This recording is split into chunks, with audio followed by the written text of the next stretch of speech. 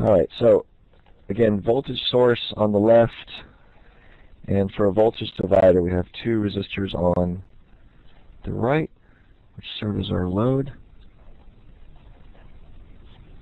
like that. And we're taking our output from that circuit in between here. Everybody can see that okay?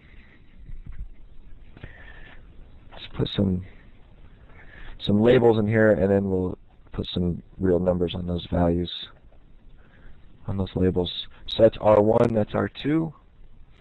If you need to make your video view bigger, remember you can click on the little menu in the upper right of the video window and detach the panel, and then you're able to resize it from then. So this output voltage right here is V2, and what those equations told us is that V2, the output voltage, or the voltage across the resistor, equals V total times R2 divided by R total. And that's why it's a voltage divider, because there's this fraction here. Now R total, we just learned, is the same as the sum of R1 and R2. So we can substitute in that for RT. I didn't leave myself enough room here. Let's see how that looks.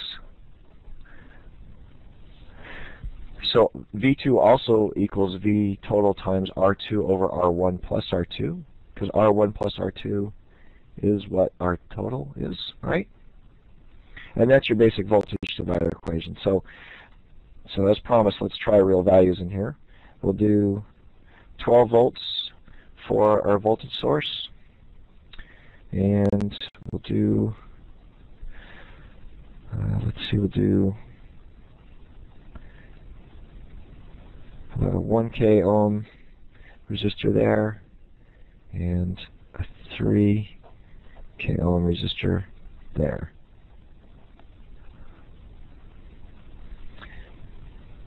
Let's figure out from those values what V2 would be in this case. So we always write the formula without values in it, just to get it ready and to make sure it's in a form we want.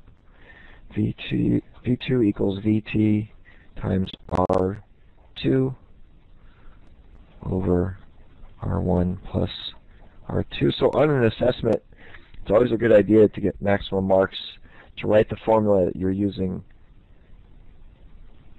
as it is in its kind of natural form or from the formula sheet without any substitution.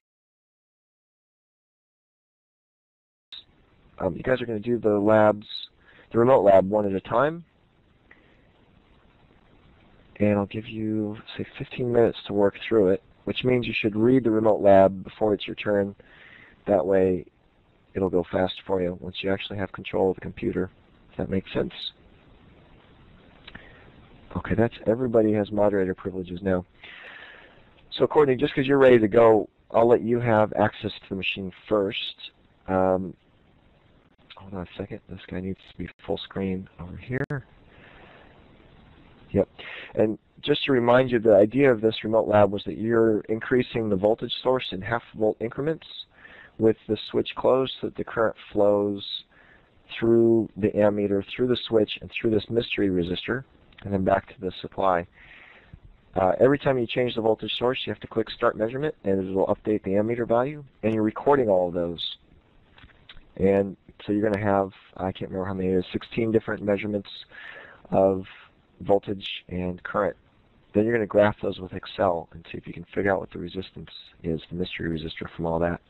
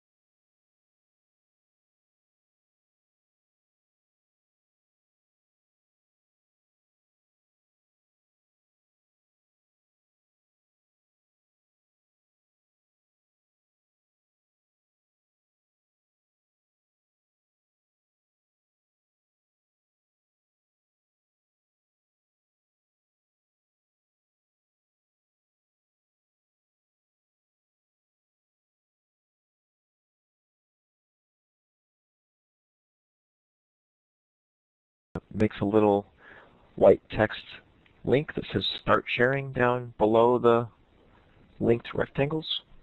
And if you click on that, you can click on Share Desktop, which is the very top of the list.